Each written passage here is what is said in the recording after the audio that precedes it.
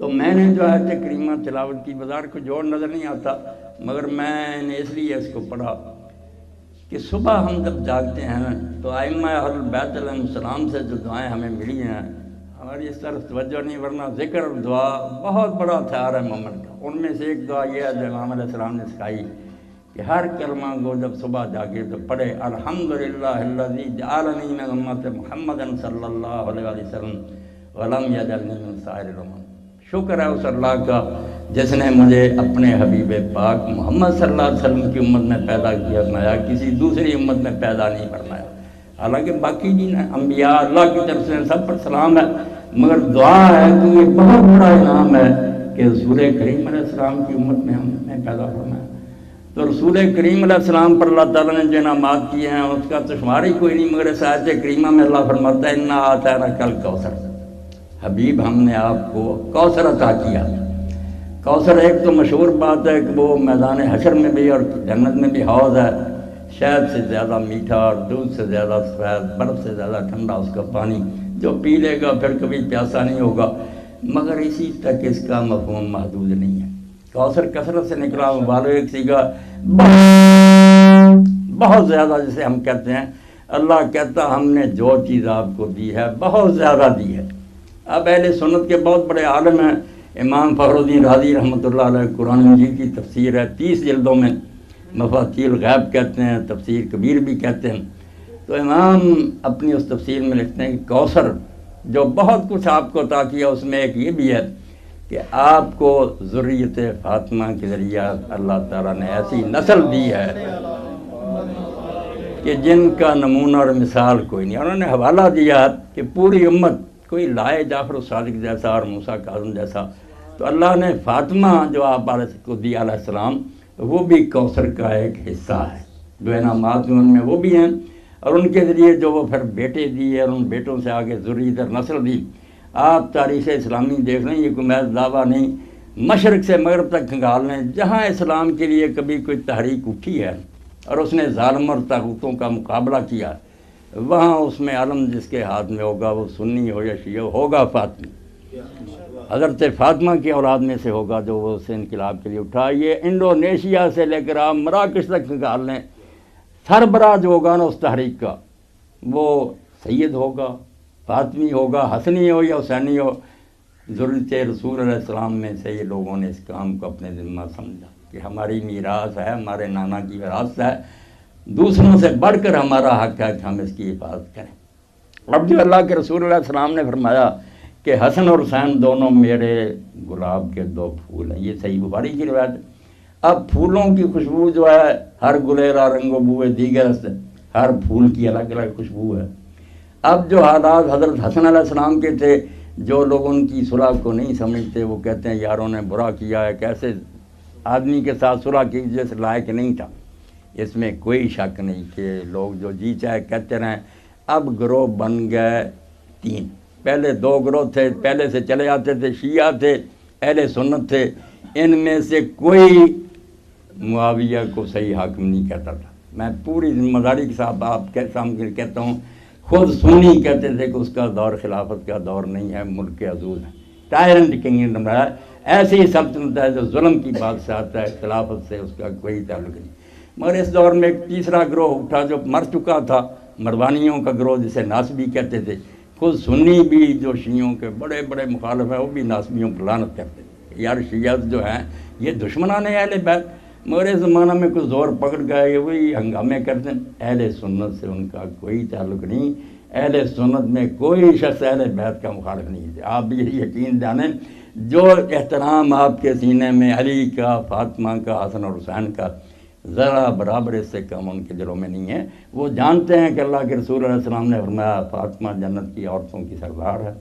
حسن حسین جنت کے جوانوں کے سردار ہیں، اور علی علیہ السلام کے بارے میں فرمایا وہ ابو و خیر منہما، اور باپ ان دونوں کا جو ہے وہ ان دونوں سے بھی بہتر ہے۔ اس لیے کوئی یہ جھگڑے کی بات نہیں، نزاع کی نہیں، جھگڑا کرنے والے لوگ شرارتی ہیں، ان کا مقصد یہ ہے کہ شیعہ سنی کا نام لے کر لڑائیں۔ وہ خود اب لکھنے بھی لگیں، کراچی سے لٹریچر آتا پورا، آپ کو ایک صندوق ہی آ جائے گا، آپ پتہ لکھ لیں ناصبی بھائیوں کے لیے، اب ارانیاں لکھنے لگے حالانکہ آپ کسی سنی سے پوچھیں وہ کہے ناصری پر تو لعنت ہے، تو دشمنان اہل بیت۔ تو دونوں پھولوں میں سے ہر ایک کی خوشبو جو تھی، علامہ اقبال رحمۃ اللہ علیہ نے اس کے بارے میں کہا مادر یہاں مرکز پرکار عشق، مادر یہاں قافلہ سالار عشق۔ فاطمہ کیا ہے؟ 2 بچوں کی ماں ہے، 2 پھول ہیں سینی سے نکلے، ایک جو ہے وہ اس کیا کارنامہ یہ آن یکے شمع شبستان حرم حافظ جمعیت خیر العلوم، جس کو نانا نے سمجھا دیا کہ بیٹا آدمی صلح کے لائق نہیں ہوگا، مگر اس وقت تو لوگوں نے اگر صلح نہ کی تو یہ جو ہے نا لبادہ اڑا ہوا اس شخص نے کہ حضرت عثمان مظلوم مارے گئے، یہ علی اور اس کی اولاد ان کا کوئی نوٹس ہی نہیں لیتی، یہ بدنامی جو جھوٹی کو جس کے بارے میں علی علیہ السلام نے نہج البلاغہ اور آپ کے خطبات میں بار بار کہا کہ مقام ابراہیم اور حجر اسود کے درمیان اگر یہ کہنا 70 قسمیں تو میں دیتا ہوں کہ میرا حضرت عثمان کے قتل میں کوئی دخل نہیں، میں نے نہ حکم دیا نہ راضی ہوا، مگر ان لوگوں کو آج مطلب بدنام کرنا تھا۔ یہ عام لوگوں پر یہ بات اثر کر گئی، عوام واقعی سمجھ بیٹھے کہ کچھ وہ لوگ جو اس تحریک میں تھے ان کو یار امیر المومنین علیہ السلام نے مصر کا گورنر بنا دیا، کسی کو کوئی بنا دیا، دار میں کچھ کالا ہے۔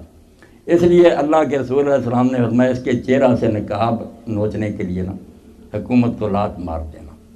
دے دینا اس کو فری ہینڈ۔ پھر جب یہ حکومت کرے گا نا تو جن لوگوں نے علی علیہ السلام کی بیعت نہیں کی تھی یا آپ کے بارے میں کچھ غلط رائے رکھتے تھے، آپ تاریخ اٹھا لیں، سب مرنے سے پہلے پچھتا کر مرے ہیں کہ افسوس یار علی ٹھیک کہتا تھا، یہ آدمی جو ہے اس نے تو بہانہ بنا رکھا تھا قتل عثمان کا، اس نے تو اسلام کا سارا چیا پانچا کر دیا، نہ نماز وہ رہی، نہ زکوٰۃ رہی، نہ وہ حج رہا۔ جو حج قرآن نے مقرر کیا تھا حج تمتع، ایک ہی سفر میں حج اور عمرہ دونوں تم کر سکتے، اس پر لوگوں کو مارنا شروع کر دیا۔ وہی کفر کا رواج کہ ایک سفر میں تم دونوں نہیں کر سکتے، وہ کرنا شروع کر دیا۔ نمازوں کے اوقات میں اتنی تبدیلی کہ لوگ جمعہ کا خطبہ اتنا لمبا کہ عصر کی نماز بیٹھے اشارے سے پڑھ لیتے، سجدہ بھی نہ کرتے، لوگ کہتے اٹھ کر پڑھو، یعنی وقت جا رہا ہے، خطبہ نہیں ختم ہو رہا ظالموں کا۔ اور خطبہ کیا، نعوذ باللہ زبان جو ہے اس سے نکالتے ہوئے زبان جلتی ہے، امیر المومنین علی ابن ابی طالب اور ان کے دوستوں پر لعنت، یہ حصہ بنا دیا خطبہ کا کہ لعن اللہ علی ومن احبہ۔ تو جو بیچارہ چیخا کہ یہ جمعہ ہے، یہ خطبہ، سر کاٹ دیا۔ تو ہر شاید تبدیل، مگر یہ 20 سالہ دور ہے۔ امام حسین رضی اللہ عنہ کو جو لوگ شروع کرتے ہیں نا کہ یزید نامزد ہو گیا اور امام حسین رضی اللہ عنہ اس پر ناراض ہو گئے، بات واضح نہیں ہوتی۔ اگر امیر معاویہ کو حضرت حسن یہ ہاتھ کھلا نہ دیتے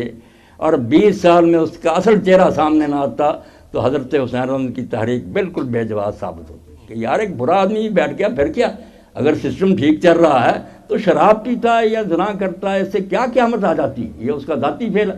نہیں۔ میں نے جو خطبات دیے اور جو تاریخ کنگالی، اور میں علی وجہ بصیرت کہتا ہوں